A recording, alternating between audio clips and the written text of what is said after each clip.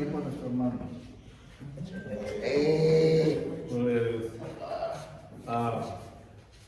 Pues estírese un poquito, sálgase de su lugar y saludémonos. Dios bendiga, hermano. Dios bendiga.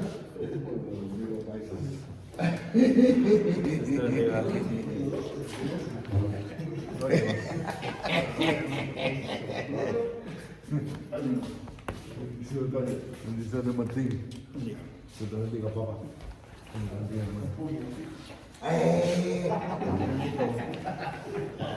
El puñito.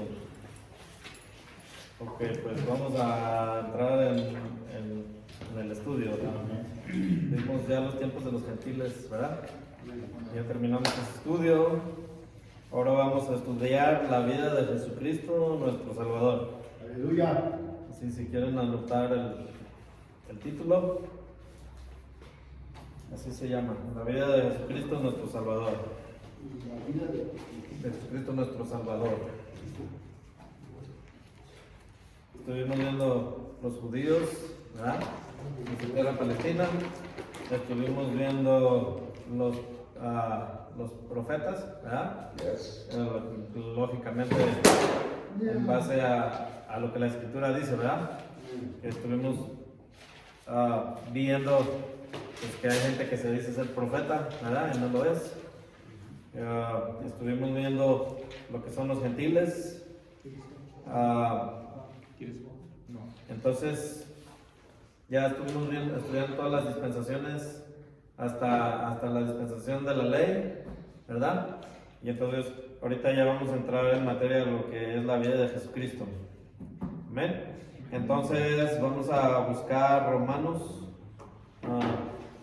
Primero vamos a ver Juan 3, 16 y 17.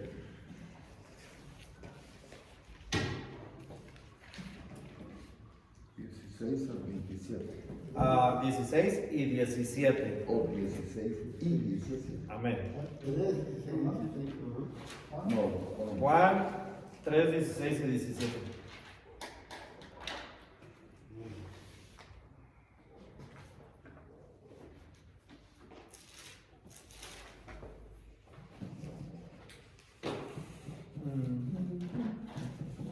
¿Ya lo tiene? Vemos. ¿Sí? Ya lo tiene para que lo lea. ¿Lo leo? ¿Sí? Sí, no. 3:16. De tal manera amó Dios al mundo. Porque de tal manera amó Dios al mundo que ha dado a su Hijo unigénito, para que todo aquel que en él cree no se pierda, mas tenga vida eterna. ¿Veo el 17 también? Sí, sí. Porque no envió Dios a su Hijo al mundo para condenar al mundo, sino para que el mundo sea salvo por él. Amén. Y vamos a ver también Romanos 10, 9.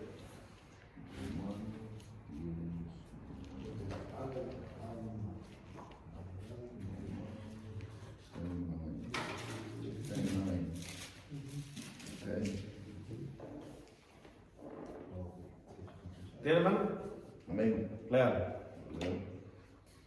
Que si confesares con tu boca que Jesús es el Señor y creyeres en tu corazón que Dios le levantó de los muertos, serás salvo. Amén.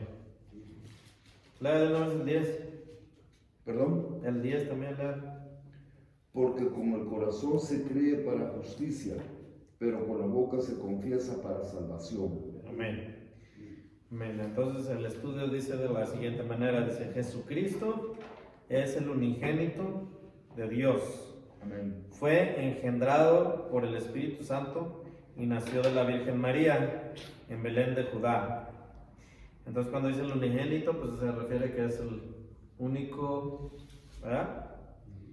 Es el unigénito, el único Hijo de Dios, ¿verdad? Dice, fue engendrado por el Espíritu Santo y nació de la Virgen María en Belén de Judá.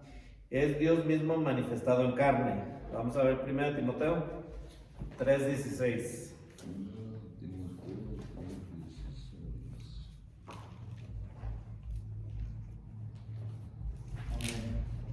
¿Lo tienen? Léalo. Es indiscutiblemente Grande es el misterio de la piedad. Dios fue manifestado en carne, justificado en el Espíritu, visto de los ángeles, predicado a los gentiles, creído en el mundo, recibido arriba en gloria. Amén.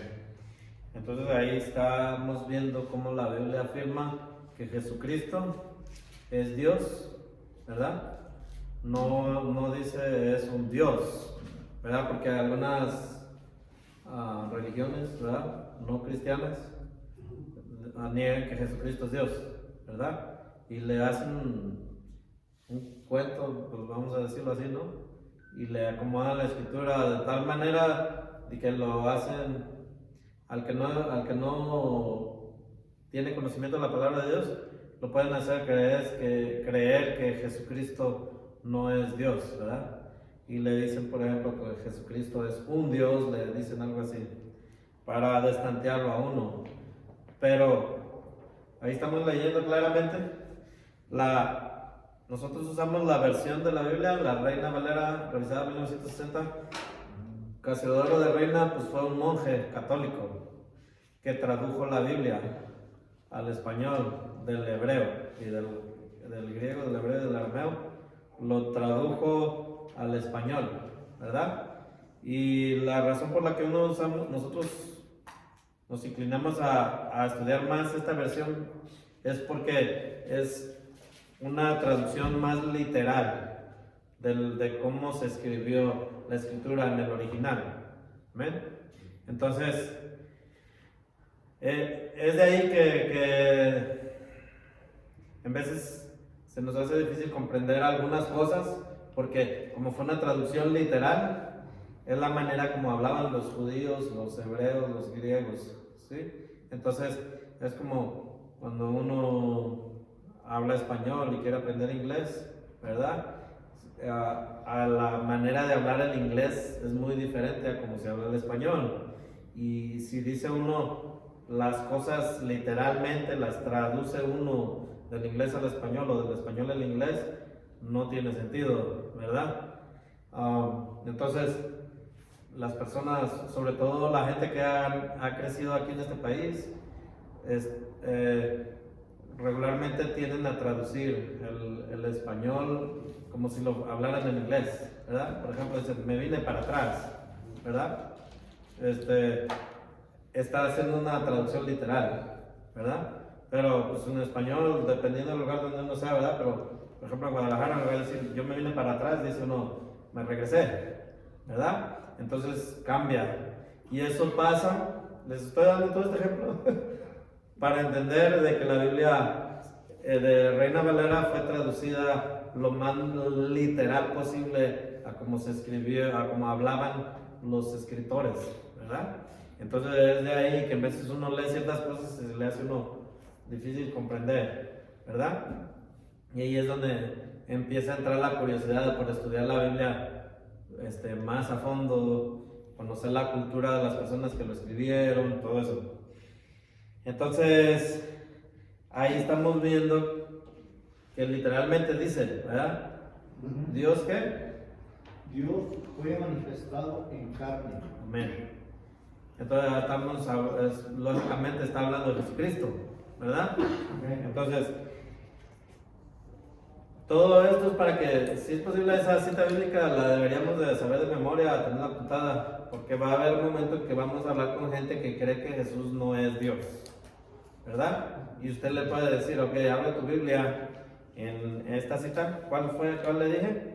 1 Timoteo 3:16. 1 Timoteo 3:16. Okay. Y usted viene y le dice, a ver, entonces explícame qué significa esto, ¿verdad? ¿O lo borramos? ¿Qué le hacemos a esta escritura?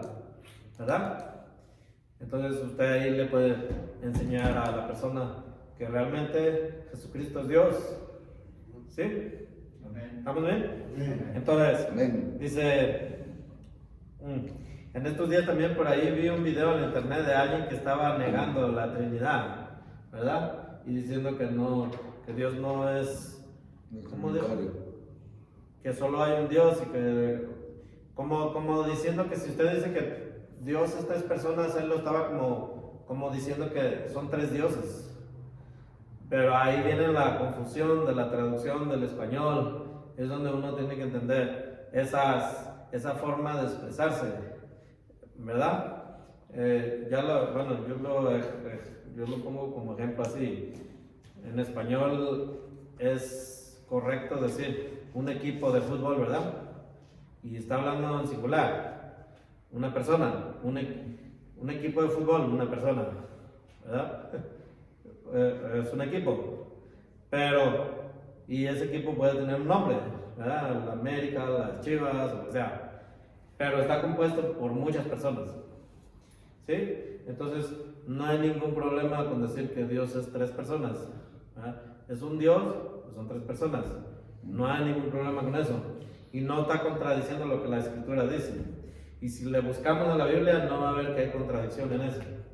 ¿Sí estamos bien? Amén. Entonces, ahora dice aquí, voy a volver a leer. Dice, Jesucristo es el unigénito, Hijo de Dios, fue engendrado por el Espíritu Santo, nació de la Virgen María, en Belén de Judá.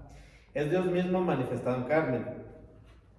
Ya lo vimos ahí en 1 Timoteo 3:16, ¿verdad? Dice, y es la segunda persona de la Trinidad, ¿ok? Es el Padre, el Hijo y el Espíritu Santo. ¿Amén? Dice, en el diagrama es el dibujo que hemos estado haciendo, que yo le llamé el calendario bíblico, ¿verdad? A este diagrama se refiere el estudio. Dice,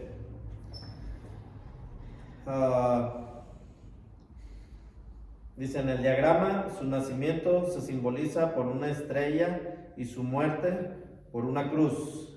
Enseguida de la cruz están marcadas su resurrección y su ascensión. Eso no lo hemos dibujado nosotros, porque estábamos dibujando todo el diagrama, ¿no?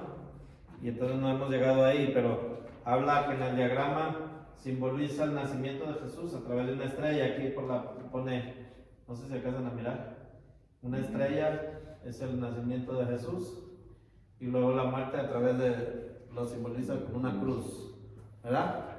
Entonces, dice, en el diagrama su nacimiento se simboliza por una estrella y su muerte por una cruz. Enseguida de la cruz están marcadas su resurrección y su ascensión. Entonces sabemos, Jesucristo es Dios. Jesucristo no es un ser creado. Jesucristo, sí, como es Dios, Él siempre existió. ¿Sí? ¿Sí lo dije correctamente? Él no tuvo un principio.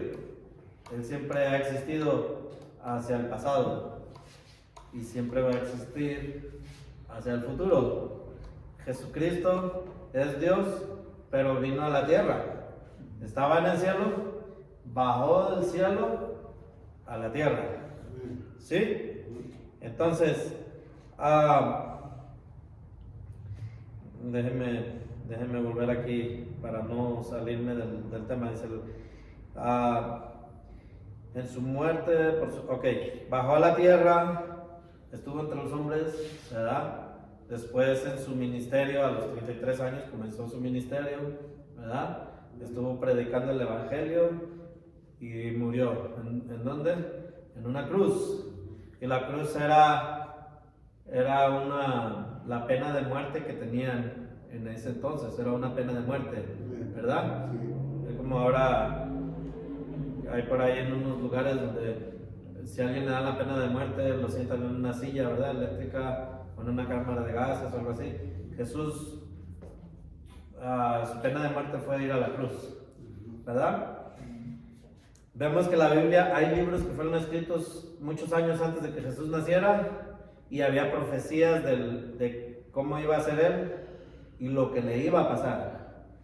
Y todo eso, vemos la historia que se cumplió al pie de la letra. Es una manera de darnos cuenta que la Biblia dice verdad, porque hay escritos que fueron escritos cientos de años antes, se profetizó sobre eso y se terminó cumpliendo. ¿Estamos bien? Entonces, dice, En el diagrama su nacimiento simboliza por una estrella y su muerte por una cruz. ¿Por qué por una estrella? Recordemos que los magos, bueno, lo menciona así, como lo escribió el traductor, lo escribió como magos, ¿verdad? Pero en realidad eran unos sabios. Entonces, los magos vieron una estrella y un ángel les anunció que la estrella era la señal de que había nacido Jesucristo, ¿verdad? Entonces por eso es que el diagrama lo representa con una estrella, su muerte lo representa con una cruz, ¿verdad? Está su muerte y también está su resurrección. Vimos que resucitó al tercer día, ¿verdad? Y ya hemos estudiado también que hay confusión en algunas doctrinas de que creen que Jesús cuando murió, que hay gente que cree que bajó al infierno, ¿verdad? Pero pues no hemos encontrado una cita que diga literalmente que Jesús estuvo en el infierno. Nomás dice que bajó a la profundidad del abismo. Y vimos que literalmente Jesús sí confesó al ladrón que estuvo con él en la cruz, ¿verdad? Antes de morir, dijo: hoy estarás conmigo en el paraíso, ¿verdad? Eso sí, hay una prueba clara de que Jesús dijo que ese día iba a estar en el paraíso. Entonces, si Jesús es Dios, Jesús no echa mentiras, ¿verdad? Estaba haciendo una afirmación de lo que iba a pasar, ¿verdad? Entonces, dice, su muerte se simboliza por una cruz. Enseguida la cruz está marcada su resurrección. Sabemos que Jesucristo resucitó, ¿verdad? Incluso estamos en la semana, ¿verdad? Bueno, no me había puesto a pensar en el estudio que estamos teniendo y estamos en la Semana Santa, ¿no? Entonces, ok, bueno, no lo planeé yo, esto apareció por coincidencia, pero pues Dios sabe lo que hace. Entonces, sabemos que después de que resucitó, estuvo en la tierra todavía enseñándoles a los apóstoles, ¿verdad? Y a muchas personas, ¿no? Y sabemos que cuando resucitó hubo muchos milagros y muchas cosas que sucedieron. Dice que hubo mucha gente que estuvo muerta y resucitó, ¿sí? O sea, pasaron muchas cosas. Dice que la Biblia vemos que pasaron muchas señales muy extraordinarias, ¿verdad? Hubo temblores, hubo truenos, rayos, hubo tormenta, hubo gente que muchos sepulcros se abrieron, muchos. Y mucha gente que estaba muerta literalmente resucitó. Lógicamente, muchos de ellos que resucitaron volvieron a morir y volvieron a bajar al sepulcro. Jesús ya no volvió a morir, Jesús tuvo su ascensión, ¿verdad? Entonces, se regaló el manto también, ¿no? Del templo. Nosotros, y se regresó el manto. Pues sabemos que el manto era lo que dividía, ¿verdad?, al pueblo del lugar santísimo, que al lugar santísimo está representado como el cielo, la presencia misma del Padre, ¿verdad? Y ese manto dividía al pueblo de la presencia de Dios, y solamente el sacerdote podía tomar los sacrificios que habían hecho por expiación por el pecado, y él solamente una vez al año podía entrar al lugar santísimo para que Dios perdonara sus pecados, ¿verdad? Pero cuando Jesús murió, Jesucristo mismo fue la expiación del pecado, fue el Cordero de Dios que quita el pecado del mundo. Entonces Jesús es el gran sumo sacerdote, dice la Biblia, y Jesús mismo fue no en el tabernáculo ni en el templo de Salomón, fue directamente a la presencia de Dios, y con su mismo cuerpo presentó el sacrificio perfecto para la salvación de la humanidad. ¿Sí está bien explicado? Todo esto, nosotros como cristianos, es una doctrina muy básica que debemos conocer, estar bien conscientes de lo que es el Evangelio y quién es Jesús y qué fue lo que vino a hacer, ¿verdad? Es bien importante.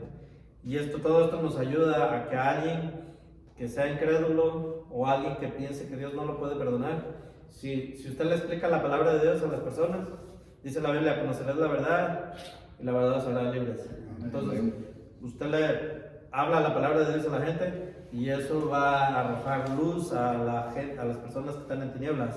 Por eso Jesús dice, yo soy la luz del mundo, ¿verdad? Sí. O dice, yo soy la sal de la tierra, ¿verdad? Entonces, continuamos. Ok, dice su resurrección y ascensión. Jesucristo existía con su Padre desde el principio. Vamos a ver Juan 1:3. Todo lo que estamos hablando de Jesús aquí en esta clase, ¿verdad? Y pues está quedando grabada ya para que luego la subamos a la internet y ahí se va a quedar. Mientras no nos quiten en la internet, ahí va a estar. Amén. Estamos viendo con citas bíblicas, ¿verdad? Comprobando que lo que se está hablando acerca de quién es Jesús está realmente en la Biblia. Y no estoy yo aquí queriéndolos convencer de algo que la Biblia no dice. ¿Estamos bien? Amén. Entonces, ¿qué cita le dije? Juan Juan 1:3. Entonces, antes de que lo lea, voy a volver a leer aquí. Jesucristo existía con su Padre desde el principio. A ver, léale. Todas las cosas por Él fueron hechas, y sin Él nada de lo que ha sido hecho fue hecho. Amén. Cuando se refiere a todas las cosas, está hablando de algo absoluto. ¿Sí entienden esa palabra? Absoluto. Todas las cosas. ¿Sí? Está hablando de manera absoluta. Todas las cosas fueron hechas por quién? Por Jesús. Ujú. Entonces, cuando hablo yo de absoluto, estoy hablando de todo. La tierra, el agua, el aire, el oxígeno, las plantas, los peces, todo fue hecho por Jesús, ¿verdad? Entonces, ahora vamos a ver el 17:5 también. ¿Cuál? Ajá.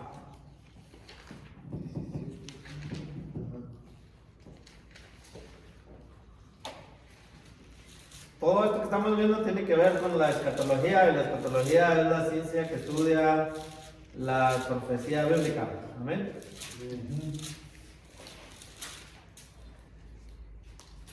Ahora pues, Léalo, hermano. ahora pues, Padre, glorifícame.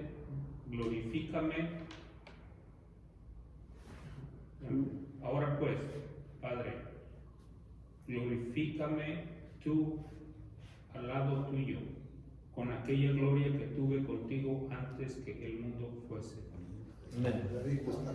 ¿Están viendo bien dónde estuvo Jesús antes de venir a la tierra? Amén. Ahí dice bien clarito, ¿no? Sí. Dice, con aquella gloria que qué? Estuve, hijo, ¿Que tuve cuándo? cuando estoy al lado tuyo. Antes que el mundo. Entonces está hablando. Antes que el mundo fuese. Ajá. A ver, vuelvo a leer. ¿Cuál era? Ya que lo perdiera. ¿Qué? Ok. 17:5. Ahora pues, Padre, glorifícame tú al lado tuyo, con aquella gloria que tuve contigo antes que el mundo fuese. Amén. Entonces estamos viendo, Jesús estaba con quién antes de venir a la tierra? Sí. Con el mismo Padre. Padre. ¿Sí? Amén. Ahora vamos a ver Isaías. El profeta Isaías pues, fue un libro que se escribió más de 400 años antes de que Jesucristo naciera. ¿Ok? A ver, Isaías 9:6.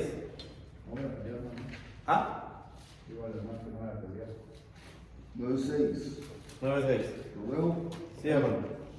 Porque un niño nos es nacido, hijo nos es dado, y el principio sobre su hombro, ¿Dice el se llamará principio? su nombre admirable. ¿Dice el principio o el principado? Perdón, ¿Dice el principio o el principado? no lo entiendo. Léalo otra vez, todo. ¿En el 6? Sí. O sea, ¿cuál dijo Isaías? 9:6. 9:6. Porque un niño nos es nacido, hijo nos es dado, y el principado sobre su Esa es hombro. la palabra, el principado. Ajá. ¿Ok? Sí, principado. Ajá. Y se llamará su nombre admirable, consejero, Dios fuerte, Padre eterno, príncipe de paz. Amén. ¿Alguien tiene por ahí? Bueno, vamos a ver Isaías, ¿ok? ¿En qué año se escribió el libro de Isaías? ¿Ok? lo que quiero que veamos que eso se escribió muchos años antes de que Jesucristo naciera. El estudio son 700 años antes de estudio. Ah. Los 700 años antes más años. Algo así, ajá. Aquí tengo yo el dato, aquí en esta Biblia que tengo acá. De 700 a 680 años antes de Jesucristo, esta profecía fue escrita. ¿Ok? Y vemos que se cumplió. Este fue el primer evangelista. Ajá. ¿Sí? Sí, eso, ¿no? Ok. Entonces, ya vimos, dice, Jesús existía con su Padre desde el principio. Juan 1.3, Juan 17.5, Isaías 9.6. ¿Ok? Dice, vivió unos 33 años en la tierra y ahora está a la diestra de Dios. Él vivirá por toda la eternidad. Hebreos 7.25. Hebreos 7.25.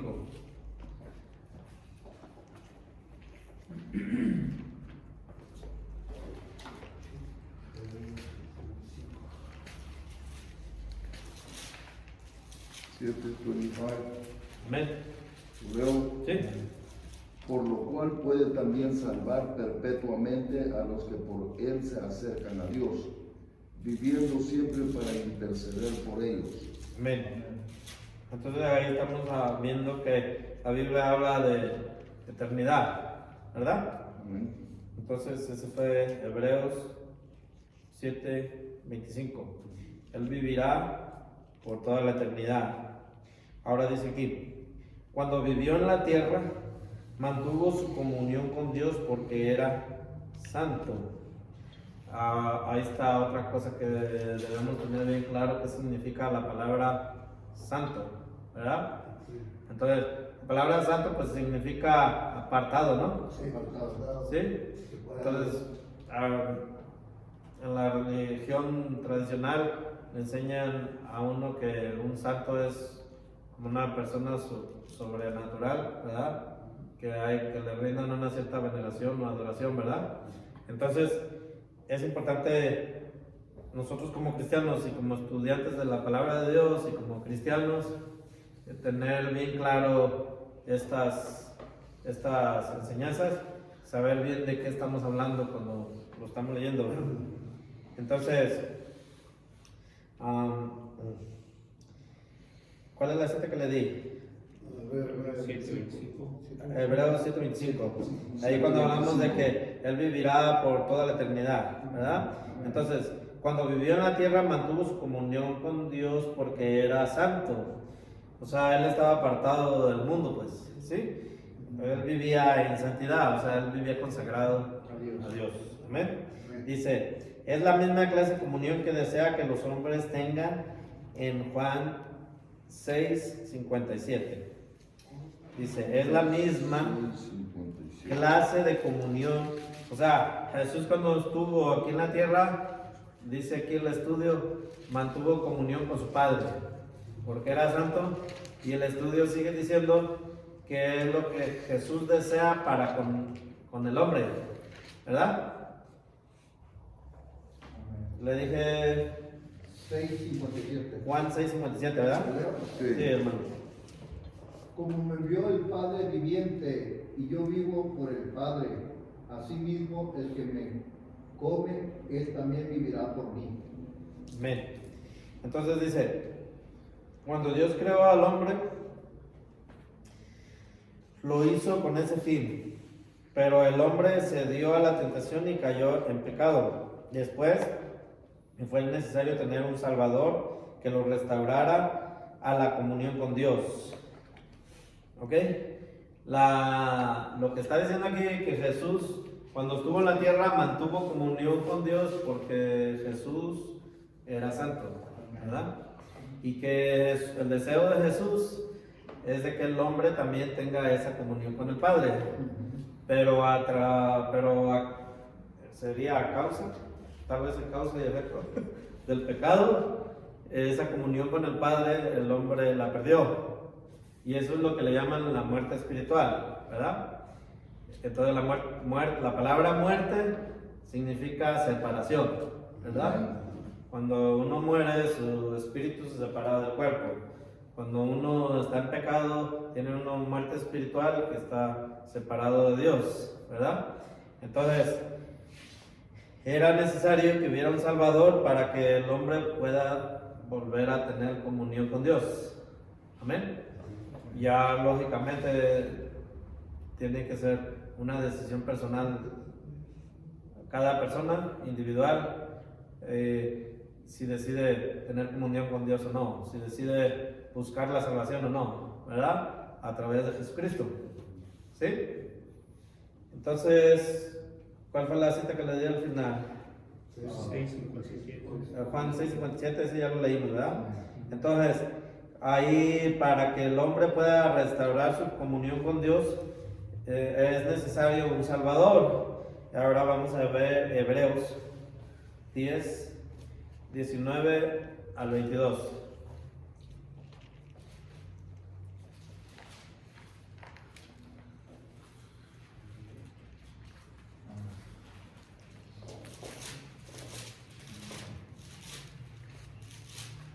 ¿Quiero leer?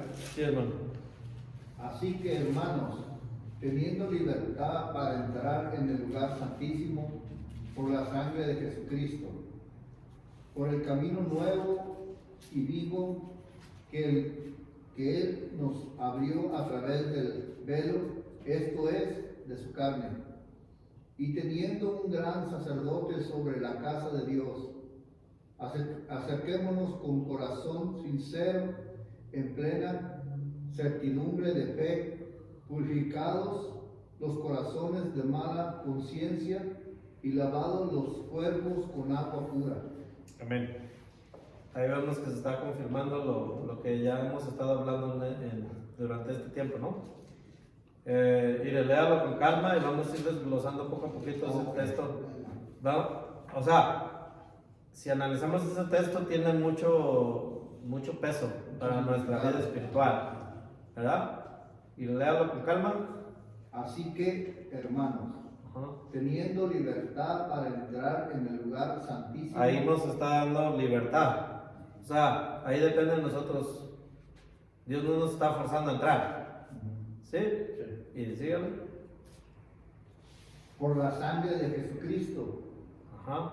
O sea, por medio de la sangre de Jesús podemos entrar. No por nuestros méritos ni nuestras obras, porque nuestras mejores obras son como trapos de inmundicia delante de Dios. La única manera de entrar es por medio de la sangre de Jesús. O sea, por medio de que Cristo murió en la cruz. Amén. Ok, continúe. Por el camino nuevo y vivo que Él nos abrió a través del velo, esto es, de su carne. Ok, ahí párale. ¿Se acuerdan que estábamos hablando del velo?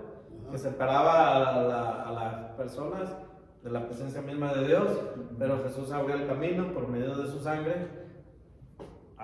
Se arrojó el velo. Y sabemos que literalmente en el templo que Salomón construyó había un velo, y ese velo dicen que era demasiado grueso, no tan fácil se podía rajar, y el día que Jesús murió ese velo se rasgó, ¿verdad? ¿Para qué? Pues nos dio libre acceso a la presencia misma de Dios, pero por medio de Jesucristo. Ahora, ¿nosotros tenemos la libertad de entrar a la presencia de Dios o no? ¿Sí? Ok. A ver, despacito váyanlo leyendo con calma. Y teniendo un gran sacerdote sobre la casa de Dios. ¿Se acuerdan que hace un rato yo estaba hablando de un sacerdote? Entonces, ¿qué es un sacerdote? Es una persona que es intermediario entre Dios y el hombre, ¿verdad? Y fue lo que Jesús hizo. ¿Cómo se dice? Intercesor. En medio del hombre que estaba en pecado y Dios. ¿Cómo? Pues que Él pagó en la cruz el precio del pecado que nosotros teníamos que pagar. ¿Sí? Ok, continúe. Acerquémonos con corazón sincero, en plena certidumbre de fe. Ahí está hablando de tener un corazón sincero al acercarse a Dios, ¿verdad? O sea, hay gente que va a la iglesia por otro interés, no porque realmente esté buscando de Dios. Pero aquí está haciendo como una sugerencia, que nos acerquemos a Dios con un corazón sincero. ¿Por qué? En plena certidumbre. de Hay fe. incertidumbre, quiere decir que certeza, estando seguros, pues, ciertos, ¿sí? ¿De qué? De fe. De fe. Ajá, ¿para qué? Purificados los corazones de mala conciencia y lavados los cuerpos con agua pura. Ujú.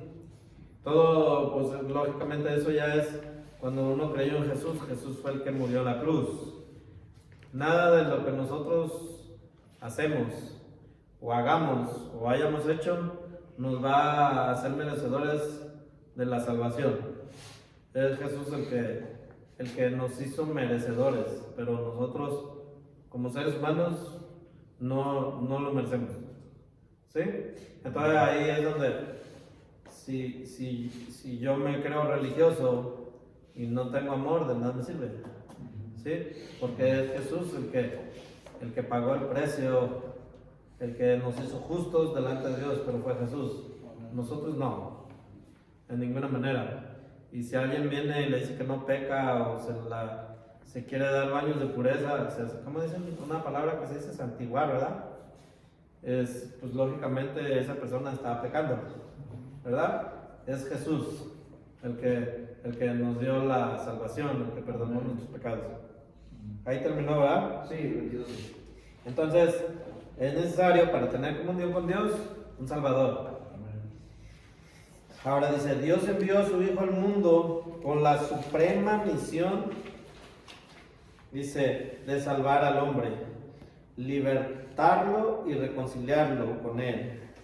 Okay, Dios envió ¿a quién? A Jesús. Okay. Dios envió a su Hijo al mundo con la suprema misión de salvar al hombre, libertarlo y reconciliarlo. Okay. Salvarlo, libertarlo y reconciliarlo. Vamos a ver Mateo 20:28.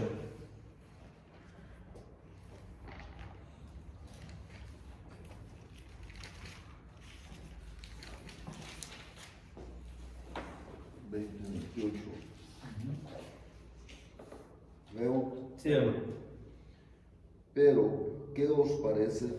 Un hombre tenía 2 hijos, y acercándose al primero le dijo, Hijo, ve hoy a trabajar en mi viña. No se parece. 18. Mateo 20:28. O 20, 28. El capítulo 20. Como el Hijo del Hombre. Ahí dice. 20, 28, ok, ajá. Dale. Como el Hijo del Hombre no vino para ser servido, sino para servir y para dar su vida en rescate por muchos. Aleluya. Entonces, la misión de Jesús era salvar al hombre, libertarlo y reconciliarlo con Dios.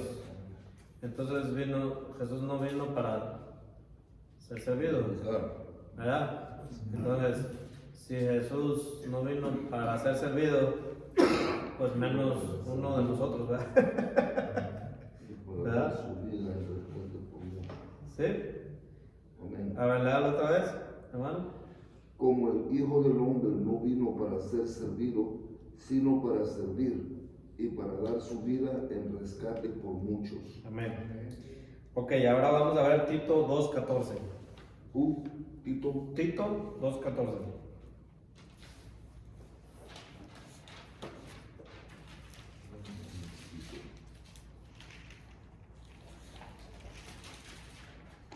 Amén.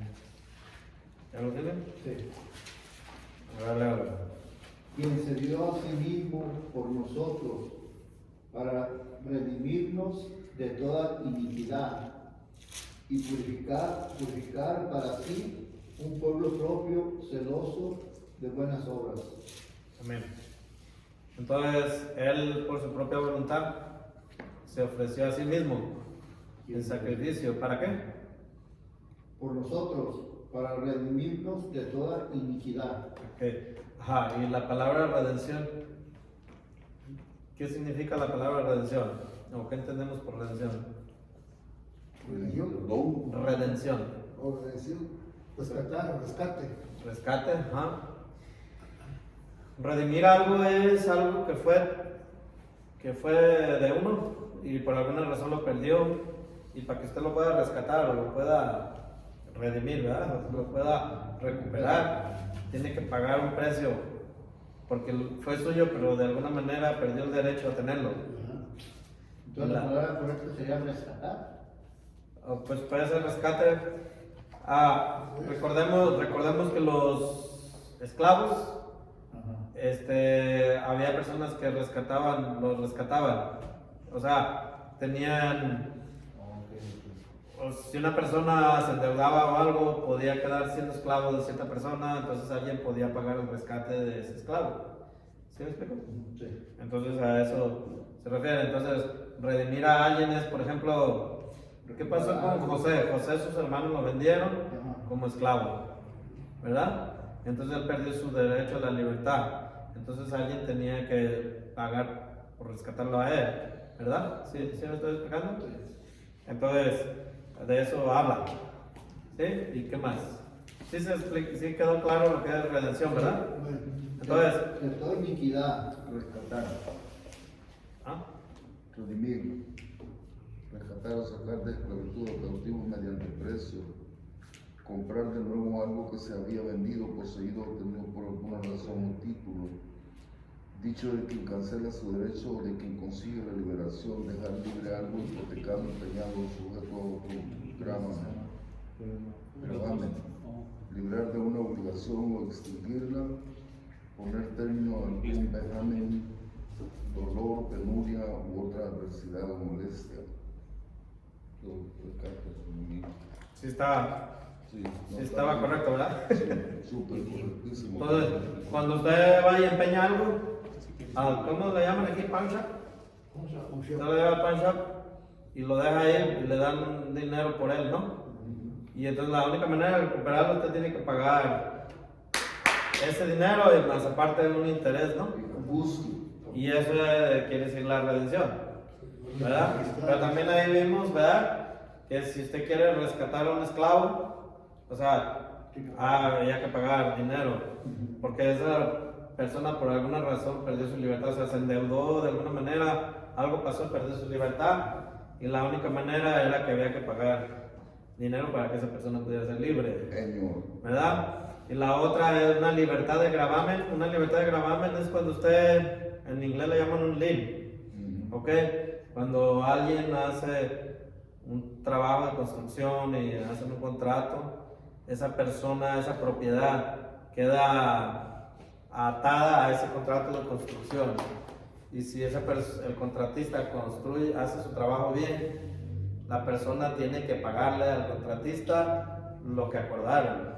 Si no, puede hacer un lien o una demanda para obligar al dueño de la propiedad a que le pague por haber realizado mejoras en su casa. Y lo pueden obligar a que venda la casa para que le pague al contratista. Eso es una libertad de gravamen, ¿verdad? Porque salió ahí, pues, que tiene que ver con la redención. ¿Sí? Entonces, eso quiere decir redención. Es importante que como cristianos nosotros entendamos bien lo que quiere decir redención. En el español que regularmente usamos nosotros aquí, esa palabra casi no la usamos. Pero cuando se trata de estudiar la Biblia y podamos nosotros con claridad entender lo que estamos leyendo y a su vez enseñarlo a otra persona de una manera clara y sencilla. Que un niño o una persona puede ser una persona altamente intelectual, una persona de poco nivel intelectual pueda entender lo que la Biblia está diciendo, ¿verdad? Entonces, Tito 2:14, vamos a ver. Bueno, ya lo vimos, ¿verdad? Sí. Ok, entonces dice, Cristo vino al mundo para redimirlo. Entonces ya vimos lo que quiere decir redención. Reconquistó, recuperó, redención. Sí. ¿Tiene usted una definición ahí? Sí. A ver, claro. La redención es la reconquistó, la reconquista. Recuperó, rescató, Ajá. Lo salvó y nos liberó. Amén. La redención. Sí. Si ve, es lo mismo que dijo el hermano, pero parafraseándolo de otra manera, ¿no? O sea, con diferentes palabras, pero es el mismo significado. ¿Sí? Entonces, dice, Cristo vino al mundo para redimirlo y darle vida eterna. Cuando habla del mundo, pues se está refiriendo no al planeta Tierra, ¿verdad? Se está refiriendo al hombre, al ser humano, ¿verdad? Y darle vida eterna. Y también cuando habla de vida eterna, sabemos que es una vida espiritual, no una vida física. Los testigos de Jehová, pues, ellos siempre han creído que ellos no se van a morir. Siempre están creyendo que no se van a morir. Y pues se siguen muriendo. Ellos dicen que son los 144,000. Y la persona, la persona que fundó su religión, él empezó a enseñar que no se iban a morir, todos los que creyeran en lo que él enseñaba, todos nos iban a morir. Y pues ahí está la tumba de él, y luego está la tumba del segundo que lo lideró, están las tumbas ahí. O sea, sí se murió, pues. No se cumplió. No se cumplió. ¿Verdad? Mahoma, ¿verdad? Según iba a resultar, o no se iba a morir, ¿cómo fue? El caso que su tumba están los restos ahí. La tumba de Jesús está vacía, ¿verdad? Entonces, ¿qué más? Entonces continuamos. Cristo vino al mundo para redimirlo, darle vida eterna. Dio su vida en la cruz para cumplir su misión como Cordero de Dios que quita el pecado del mundo. Vamos a ver Juan 1:29. ¿Cuál? Juan 1:29. Juan 1:29.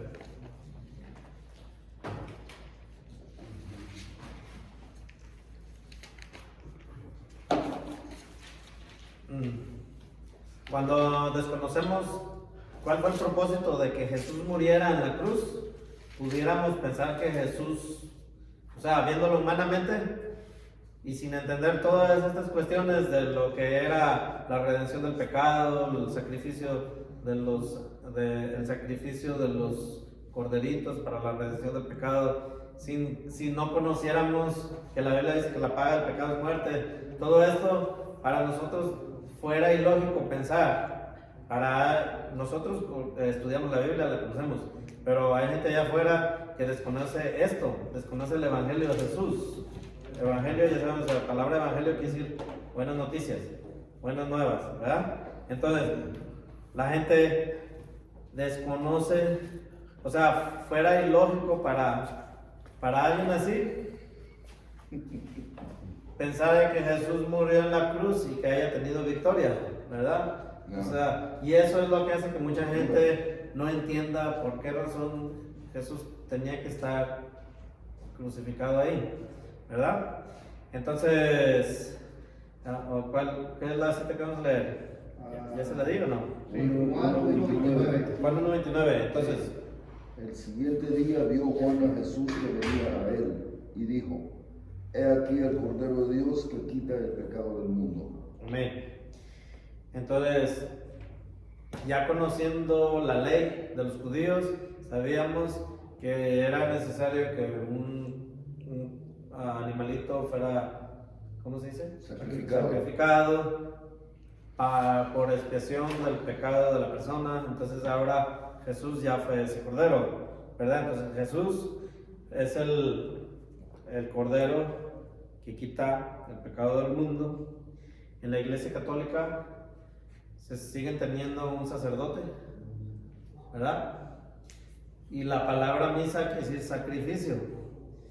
Entonces cada que ellos practican lo que nosotros le llamamos la cena del Señor, que ellos le llaman la comunión y parten la hostia, ¿verdad? Ellos literalmente creen, ¿sí?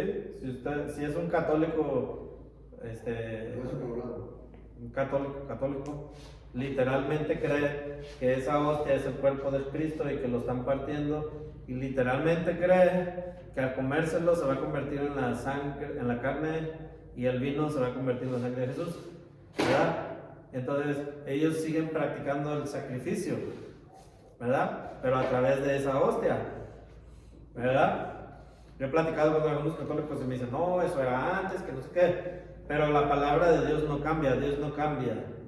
Dios así lo estableció desde un principio, así está, y no puede, por ejemplo, hoy creer una cosa y mañana creer otra. Dios no cambia, la palabra de Dios no cambia. Amén. Si yo cambio las cosas, yo estoy pecando contra Dios porque estoy mintiendo lo que la Biblia dice. ¿Sí estoy viendo? Y eso es absoluto. Eso así es. Y si alguien viene y les dice otra cosa, está mal. ¿Sí? Entonces, dice, Cordero de Dios que quita el pecado del mundo, Juan 1:29. ¿Ya lo leímos? Sí. Luego fue crucificado, muerto y sepultado. Vamos a ver 1 Corintios 15, del 1 al 4.